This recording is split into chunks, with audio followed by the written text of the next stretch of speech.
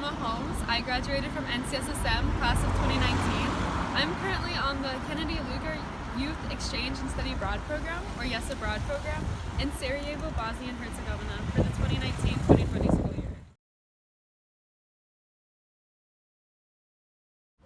I decided to choose the YES Abroad program because I wanted to learn about a country whose culture was not widely recognized in America.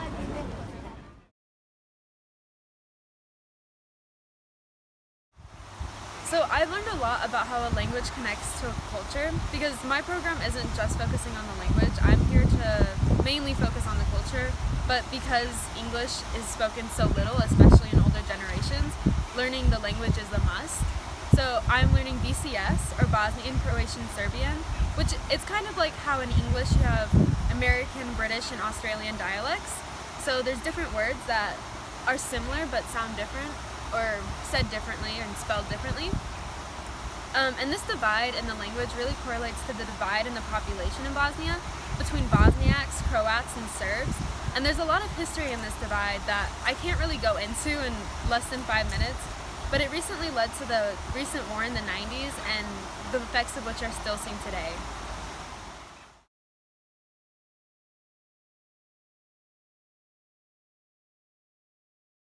So I wanted to teach you guys how to say I love you in Bosnian. That's volimte, and I've written it out here. So volimte, I love you, voljni. And volim is the first person present tense singular form of voljeti, which is the verb to love. And te is you, but it's you when used as an object of the verb. You can also be ti.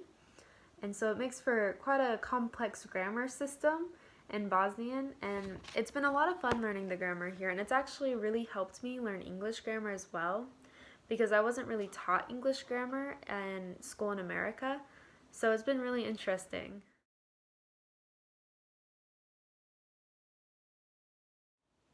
So coming here, I didn't really know the language like at all, and so my host family doesn't speak English, and I definitely had to use a form of charades to kind of get around and figure out what was happening.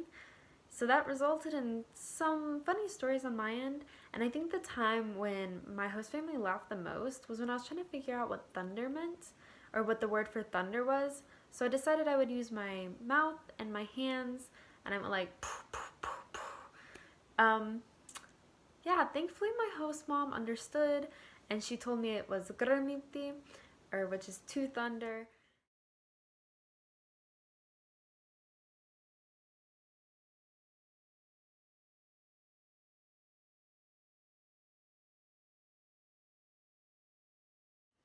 So cafe culture is a huge thing here. I probably go to a cafe like once, twice, maybe 3 times a week. Spend way too much money there. But it is such a great way to practice your language skills while you're also building relationships with the people around you. And also, not only cafes, but bakeries are another great way to practice your language skills by ordering food, which is kind of surprising, but basic skills. Basic first. And also food here is just, it's absolutely amazing. So a lot of it you would technically think of as being traditionally Turkish food, because when the Ottoman Empire occupied the region, they brought a lot of the food over, some including pita, but Bosnians have totally made it their own. It is so delicious, and I love it. So good.